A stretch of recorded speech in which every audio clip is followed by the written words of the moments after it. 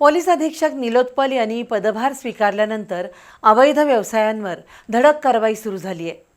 मे महिन्यात कोल्हापूर पोलीस दलानं मटका, बेटिंग, जुगार, दारू, अंमली पदार्थ, गुटखा, मावा अशा अवैध व्यवसायांवर 818 ठिकाणी छापे टाकून 970 संशयितांवर कारवाई केली।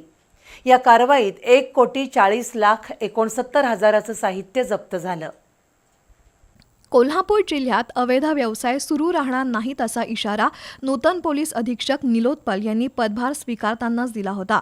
त्यानंतर जिल्ह्यातील विविध पोलीस ठाणे आणि स्थानिक गुन्हे अन्वेषण शाखेच्या पथकांनी बेटिंग, मटका, तीन पाणी जुगार, अवैध दारू, अंमली पदार्थांची विक्री, सुगंधी तंबाखू, मावा, गुटखा अशा 2 नंबरच्या व्यवसायांवर छापे टाकले।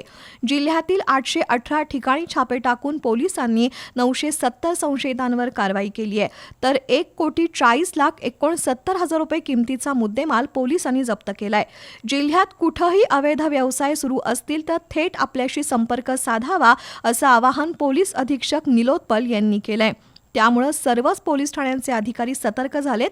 मात्र नवीन साहेब आले की काही दिवस पोलीस ॲक्शन मोडवर येतात आणि नव्याचे 9 दिवस संपले की पुन्हा सर्व काळे धंदे सुरू होतात असा आजवरचा अनुभव आहे।